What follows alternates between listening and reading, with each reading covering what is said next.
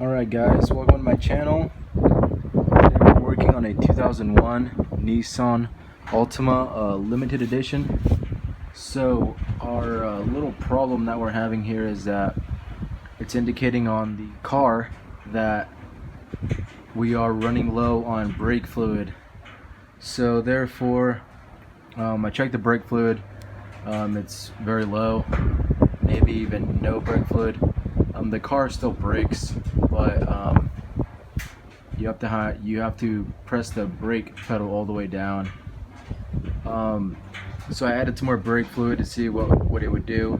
Maybe it was just running low, or I'm not exactly sure what happened. Therefore, I added some brake fluid, and then we managed to find out that the rear driver's side tire, or brake drum to be more exact, was leaking some brake fluid. So there's a couple possibilities that this could be. It could be these lines here. Check them. It's pretty obvious because you'll see it being wet with brake fluid. You could check back here as well. I don't know if you're gonna be able to see that. Right behind the brake drum, there's this line. Follow the line, and it should lead you to a bleeding valve as well. Check everything back behind here. These brake lines as well. It's when you're leaking brake fluid, it's pretty easy to tell because it's wet with oil. So I didn't see any fluid behind the brake drum. Brake drum right there. There's your tire. So I went ahead and took the brake drum off. In this situation, it was a little bit difficult because, as you can see, there's a lot of corrosion. So basically, the way you take off this brake drum is you manage to get yourself a couple of flatheads. This flathead helped out a bunch. So you pry it behind the brake drum, pry it out gently. You go all the way around. Preferably try to do it evenly so you don't, ruin any of these threads on here and ruin anything on the inside. It may be a bit difficult, but it will come off. Like I said, a couple of flatheads in several different locations, and you just kind of pry in and out gently, and you kind of do it evenly, one on top, one on bottom, side to side. You go from there. So when I popped it open, as you can see, it is extremely wet and ugly. So what I'm going to probably do is put some brake cleaner on there if I have any. And then the only thing that could possibly be leaking here in your brake drum is the only thing that holds brake fluid. In this case, it would be the brake cylinder or wheel cylinder. Fairly easy to take off. The most difficult part that I've ran into as of right now, it's taking off this spring. This spring is going to go right across here,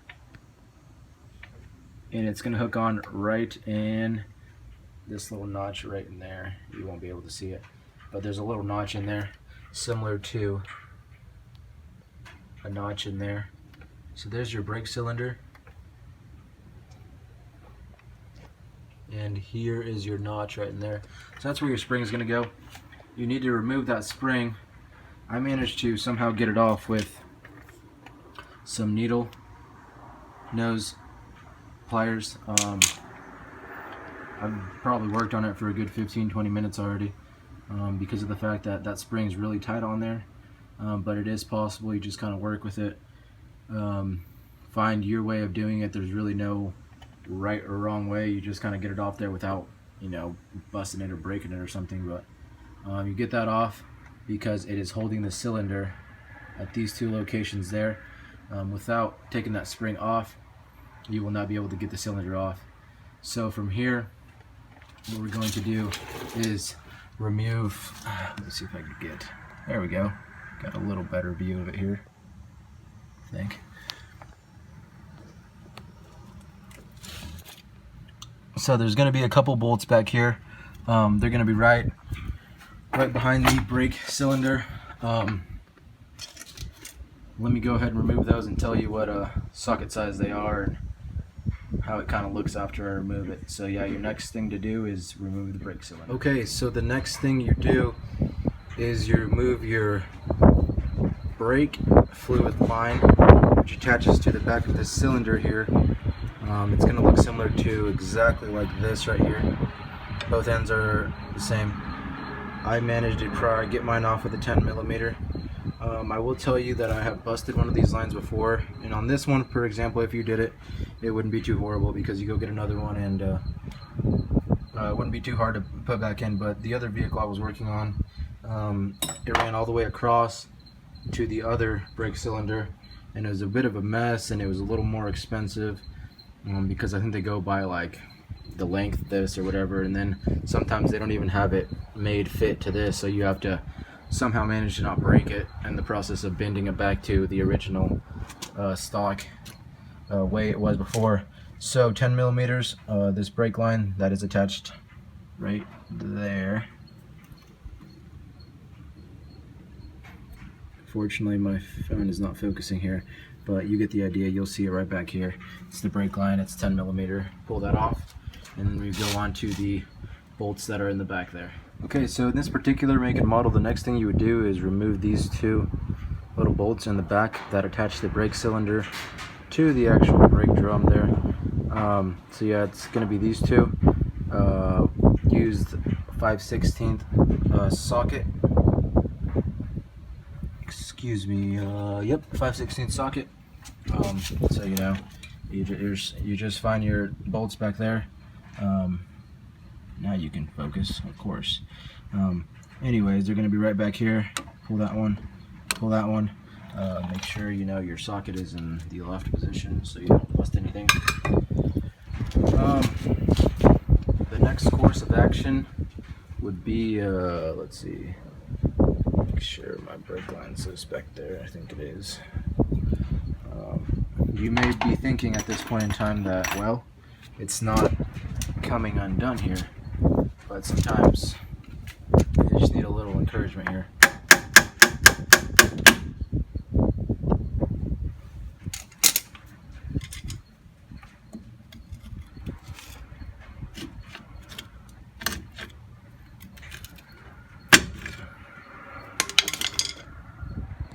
So back to encouraging this brake cylinder. This one needed a little more encouragement than I had anticipated, and actually this one's probably the worst one I've ever seen on there. So basically what I managed to do is, since this brake cylinder is useless, you kind of pry on the sides there of the brake cylinder right there, and then you pry out, and then you do the same thing to the other side. And what I managed to do is, when I pried one corner out, because when you pry one out, the other one will go back in, vice versa. Stick a flathead right in there, and then pry on this side, and then it should come right out. Well, not right out, because I've spent a good couple minutes on this one, but typically, you know, they should come right out for the most part. But yeah, once in a while, you know, if your brake cylinder's leaking, it means that it's pretty much done on all aspects here. But, yeah, there we go. It is out. So yeah, it comes out, this whole piece. That's the brake line I was talking about. Make sure you don't bust that one. And make sure that when you tighten it, you don't tighten it too much. You know, it's better to re-tighten than to go have to purchase a whole new one because you busted it. The brake line is going to hook on right to the middle hole right there. Right here. Brake line there. That's your bleed valve. You're going to need that when you attach your new one. What you do to bleed it, I'll show you, but I'll tell you right now.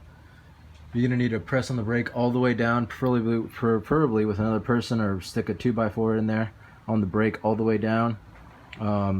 You release this valve, and then you do it about 4 or 5 times until you have fluid coming out of here. So you have the brake all the way in, you loosen this valve, tighten it, let go of the brake, press it back down, loosen the valve, tighten it, let go of the brake, press back on the brake, loosen the valve, tighten it, and by that time, you know, 4, 5, 6 times of doing that same process, sooner or later you're going to have oil brake fluid coming out of this bleed valve. At that point in time, you know that you have removed all the air out of the system that you need to remove, and therefore you tighten this valve back up, and then you're good to go. That's going to be standard on most of your brake jobs. So yeah, those are the 2 bolts. They attach right there. So as you can see, this one's pretty well gone. Yeah, I'm going to get another one ordered, and then if I have the opportunity, I'll go ahead and show you guys how to replace this old one and put the new one back in. But you know, I essentially already told you how to do it. But yeah, stick around, and please like and subscribe to my channel for more videos.